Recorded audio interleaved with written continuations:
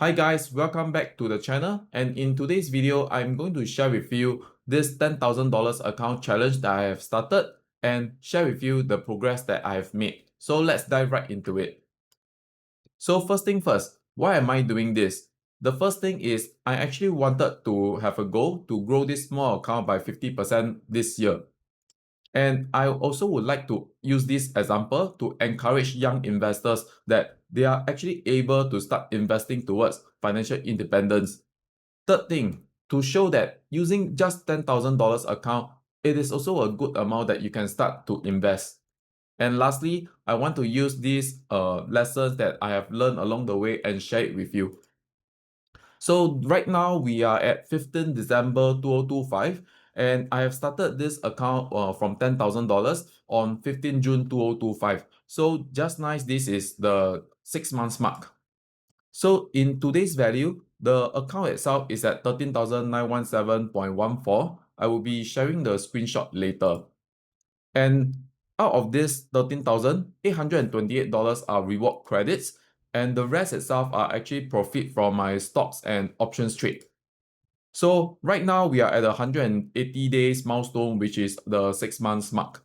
So if we actually take all this profit over here, what we would see is that actually divided by 6 months, we would have earned actually about $514.85.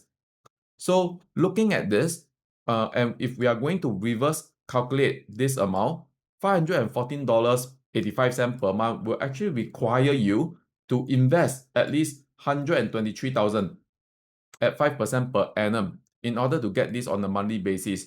But as of now, I'm actually just started this account using just a $10,000 worth of value. So this is a screenshot of the total assets as of today. Actually, sorry, it's not of today. It's based on 15 December 2025. And market value itself, right, as of now is actually at 6,300 plus. The rest itself are actually cash holding. So I've been taking it very slowly with this account just to be very prudent. So only buying the assets whenever I see there's opportunities. So as of now, only 50% of the cash are being deployed. The rest are still waiting to be deployed. And if today we are looking at the P&L and analysis, cumulative P&L is about 3,009 plus. As of today itself, year to date, simple return is at 56% plus, which I think so far so good, which is great. So this orange line that you see over here is actually the portfolio performance return. And you see the yellow line over here is actually the Nikkei. So Nikkei this year has been doing very well. Right now, I think it's at 32.69%. This is everything from the June mark. Then what's next we have? So the purple line itself over here is the Nasdaq. So Nasdaq is at 17%, and the green line over here is, let me see. Green line over here is the CSI. Then the purple line is STI index. So STI has been performing pretty well this year also. Then turquoise line is the S&P, and lastly the blue line is the HSI, which is the Hong Kong Shanghai index. So far so good. From the 15 June till now, have been beating out in terms of the rest of the indexes, but except the recent pullback. So you can see that the portfolio that I have structured, it seems like it's a bit more volatile, and maybe I need to look a bit back into it to see how can I actually reduce volatility. But with this additional volatility involved, that is also the reason how I am actually able to outperform the market overall.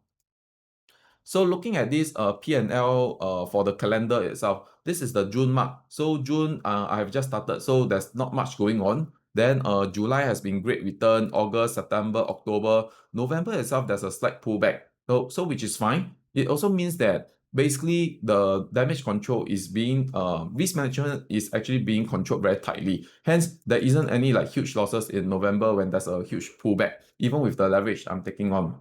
So over here itself is December. So December itself is about 4% which is so far so good. Hopefully we would have a Santa rally and then to end the year well.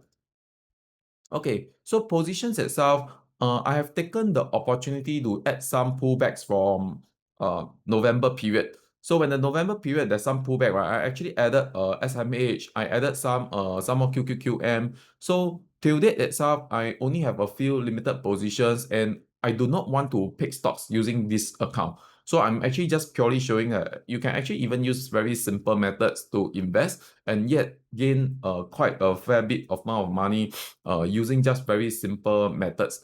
So I do have Ethereum and Bitcoin exposure over here, but this hasn't been doing too well. So as you can see, they actually dropped from the high. Right now, this position is losing at 24% and this is losing at 20%. But importantly, not going to lose sleep over it. I'm still a believer in crypto. And what you can see itself, right, is that I do understand that crypto are volatile, and hence the percentage of portfolio, this is very important.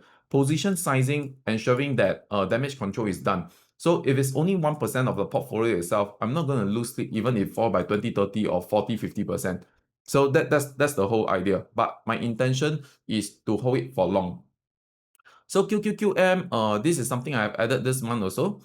Prior to that, I already have positions, just that I will slowly add the positions whenever I see that there's a retracement. So right now, QQQM is about 16% of the portfolio.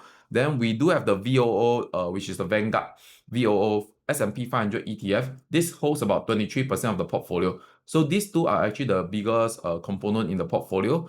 And I have added this SMH also, which is the Semicon ETF, and right now it holds about 6.56% of my overall portfolio. So with the AI market going forward, I think semicon industry is still going to be there's still going to be huge demand for all the semiconductor chips. And I believe that the bullishness on this segment itself is still going to be there for the next couple of years. So gonna maintain this position, and I added it when actually the price pullback. So Tesla is a gift just given by Mumu. So in fact, it has been doing very well. Actually, Tesla has been went up by 40% since June. Okay, so far these are the current positions that I have, and also to include whatever trades that I've done. So I've been trading a GLD and XSP using the credit spread strategy, and so far so good. I've been trying to diversify using a bit of gold to ensure that I have a bit of hedge to the market in case market actually pull back. So these are the current positions that I have currently. So looking at the chart for SPY, okay, what we are looking at is that market actually right now is still on the bullish structure because of the higher high. So we can see that there's actually a trending high onwards. But as of now, there's actually a very strong resistance over here, which is at the price of 689. So until we break the 689, then I think the market can continue the bullish segment. But as of now itself, there's still quite a healthy retracement back to the 20 EMA. And I think yesterday market actually put it slightly below 20 EMA. But as long the price wise is above the 50 EMA, I have not much concern on it. So price trend seems still intact, and I think the bullish trend right now is still intact. Okay, but I think the noteworthy news going forward is the core PCE and GDP of news that is going to be out next week. So right now, I think Fed has already done its rate cut. Going forward next week itself, likely all this news itself is of course going to affect whether how's the Fed sentiment going to go for year 2026. But I think there might be some concerns whether the Fed is going to have more rate cuts going in 2026. But that itself, I think, will be very data sentiment, and we have to play along the way. Yeah, but as of now, I'm gonna trade right now in December. I still believe that the market is considered on the bullish trend until the chart show me otherwise. Okay, so one lesson that I can share with you is that I did some lessons for my students, and sometimes they actually wanted to invest in companies when they actually saw it through Instagram, Reddit, or maybe like X.com. But however, some of these companies, they do not have very good fundamentals. So when I'm actually referring to good fundamentals, what I'm saying is that these companies need to have sufficient earnings. They need to have growing revenue, very decent operating margin, good return of equities or return of investment capital. So sometimes companies like, for example, CoreWeave, if you go and take a look at the fundamentals, you will not be able to see very strong fundamentals because right now these companies are just heavily investing into their infrastructure, which is they're going to be a huge capex capital expenditure. So all these companies is based on more of like ideas that, or you think that the infrastructure boom is going to happen, hence that you want to invest. But whenever you want to invest in this kind of companies that do not have any earnings to back it up, you do not want to lever like 30% of your portfolio or like 40-50% of your portfolio to go for the big swing. It doesn't make sense in a risk management approach. But however, let's say if you believe in the context that this might be the direction that the market is going, you can take the risk to invest, but just control your position sizing, not the 30%, but maybe 1 to 2% on the position that you intend to go for. Why is it so? Let's say if you find that these companies, you have so high conviction into investing into these companies, if you are only allocating 1 to 2% into a portfolio, it's still fine, because let's say if the company can 10x, if it's a 2% exposure, it 10x, it can become 20% of your overall portfolio, which is fine. And if let's say this thesis does not go according to what you believe, and you are only going to lose 2% of your portfolio, is that going to be something that is you are going to lose sleep over it? Most likely it will not be. And if let's say the company has a drawdown, you will also be very comfortable to hold it through, because it's only 2% of your portfolio.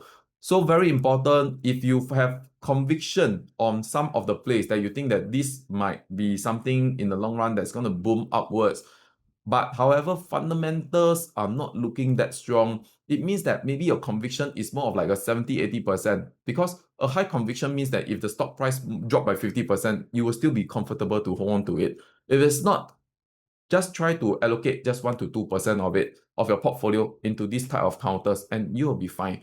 So that will be all for today. Invest safe, everyone. And if you love videos like this and you find value from this video, do hit on the like and subscribe button, so more videos like this will be recommended to you. So see you in the next video soon.